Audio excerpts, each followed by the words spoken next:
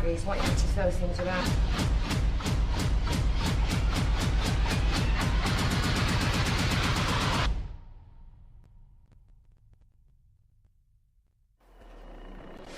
I need food to move back, please, while I release him out.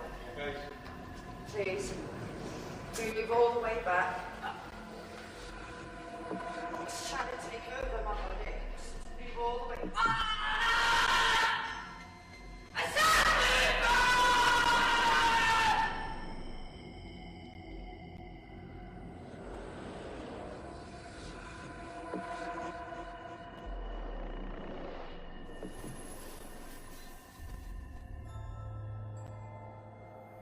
The following program has been filmed for your entertainment. However, viewers may find some scenes disturbing.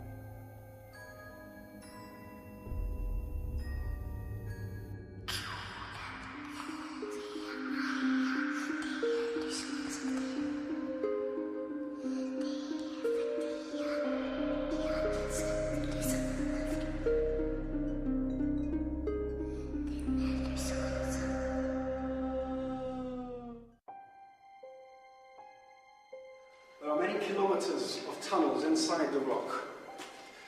They were built at a time of great need for Gibraltar. During their construction, there were explosions, accidents, people died here. People lived in miserable and cramped conditions. This week on the Ghost Trail, we take a drive up the Great North Road to see what happened during the Second World War inside the rock.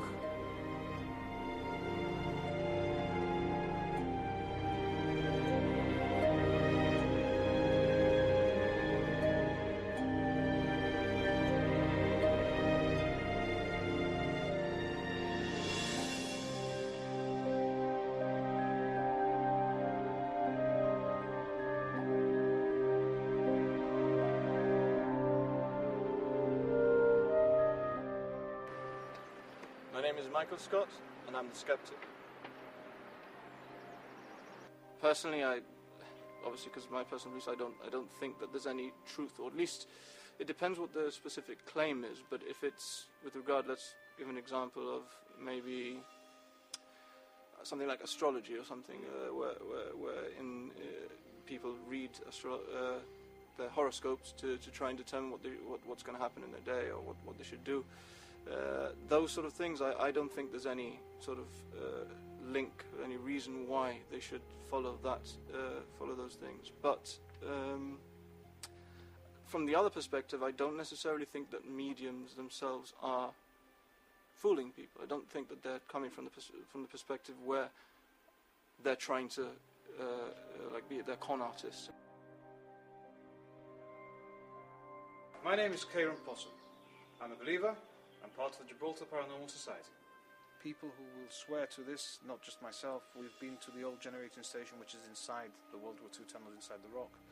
We have seen physical lights appear there, red and green lights and orbs all over the place, and they're not just sort of stuck on the wall which somebody can say, oh, it's a laser light. This is literally floating in the middle of a room, and this is not through camera, this is seen with our own eyes. Even though we have people who have different beliefs and different thoughts, everyone's very respectful of each other. And everyone is willing to work together as a team. And everyone's very excited about this project as well. And I think that's important, because I think that will transmit well to the people who will be watching this program. And it makes for great television.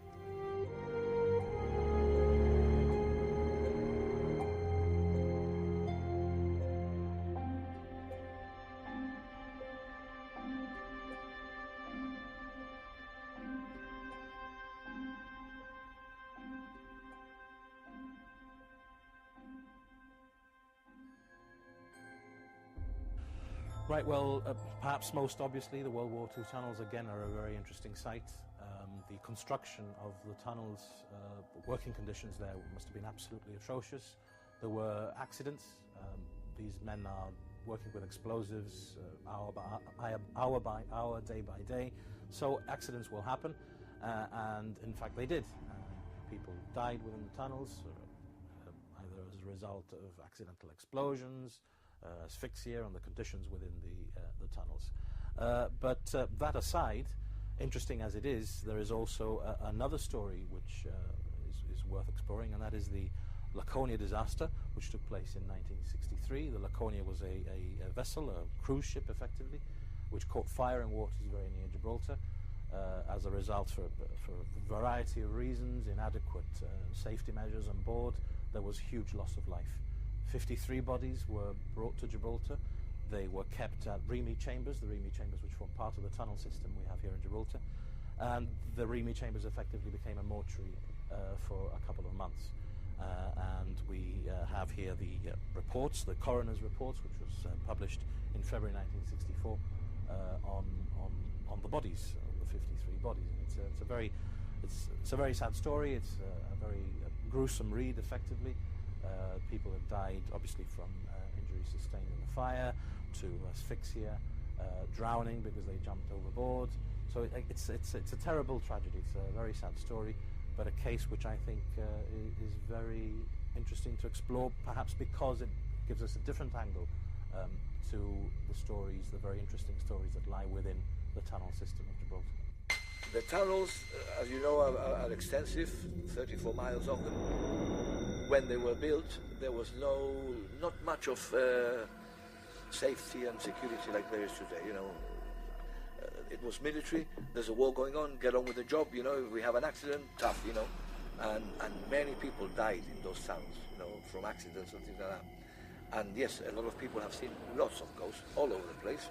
One of the most famous one is the Major and his dog. I refute that. I say it's not a major. I say it's a Royal Military policeman with his patrol dog that they see. Because if you look at the photograph I've provided, the RMPs used to wear peaked hats like the officers. So the first impression when they see this, oh, it's an officer. No, it's not an officer. It's a military policeman who used to wear hats very similar to the officers' hats. So it's not the major and his dog. It's an RMP with his patrol dog, a station running around the place. Well, the tunnels, clearly, the origin of the tunnels goes back to the origin of the Royal Engineers, back to the 18th century. But by 1939, there were only about 7 miles of tunnels. It really wasn't that much. Some extensions had been done in the First World War. But it's really during the Second World War that the big extension, all the sort of 30-odd miles of tunnels are built. Samantha Donbevand says she can speak to those who have left our mortal realm. However, she has never been to Gibraltar before, she doesn't know where we're taking her, and she hasn't done any prior research. I work on a spiritual level as a psychic and a medium, so I'm able to connect people with their loved ones if they've passed over. But it's all about moving people forward, and we all have the answers within. So, for instance, if somebody comes to me who's suffering from chronic pain, I'm able to reduce that symptom very, very quickly through using hypnotherapy, regression therapy, psychotherapy, and all the different tools.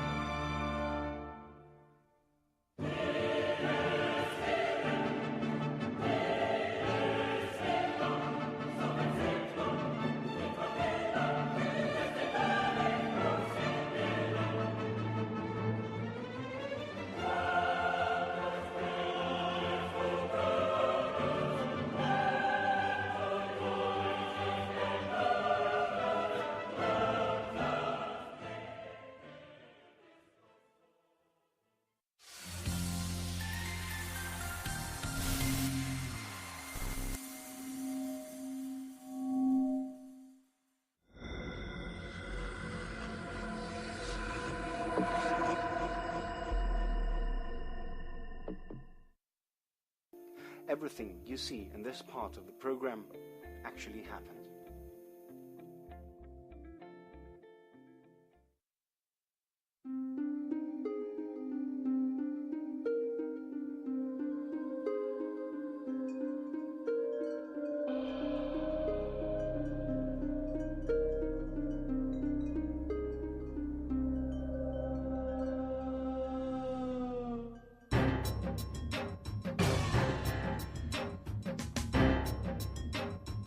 Fragmentation, so souls that I need to take up to the light today, they're fragmented.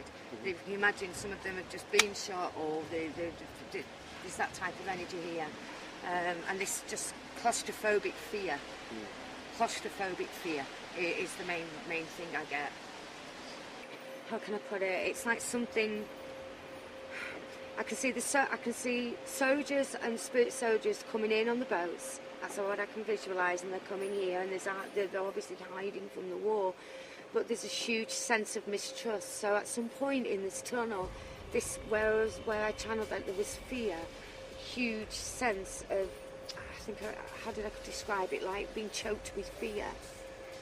It was as if there was just one black sheep in the whole of the crew that evoked this fear. Okay. Like someone's told them, do you understand what I mean? Yes. I can't, consciously while I'm like this, I can't think of the words, but you understand what I mean. And on the right hand side, like I said, they were just laid out. They were just laid out, and I got the body tremors, so it's as if they were injured or.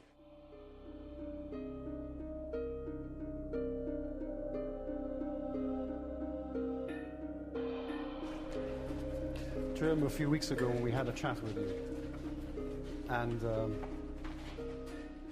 we were originally had some plans to visit the World War II tunnels, and you volunteered to come along. On the ground, lying on the ground.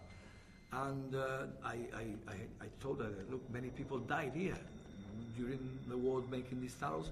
There were many accidents, and obviously there were many casualties. Safety was not like it is today in those days. And also, we were in the proximity of Calpe Hospital, and there are photographs, I've got photographs, of the whole ward there, full of people lying on the ground. They weren't lying in proper beds, but they were very, very low sort of mattresses, and they were all lying on the ground. So that also struck a bell there. I said, oh, how can she know about this? There were five underground hospitals. This is one of them. Okay. You just want to show the cameras? The thing that impressed me most was when she said that there were no eyes. And that really struck, because the last time we did something like this, the other medium that came also said that there was somebody in the same area without any eyes. There's a huge sense of injustice. Some type of commander colonel, something of authority, that's what I get, and it's his eyes. He's very agitated, he cannot stop moving. It's as if he has to just completely keep moving even though he has no eyes.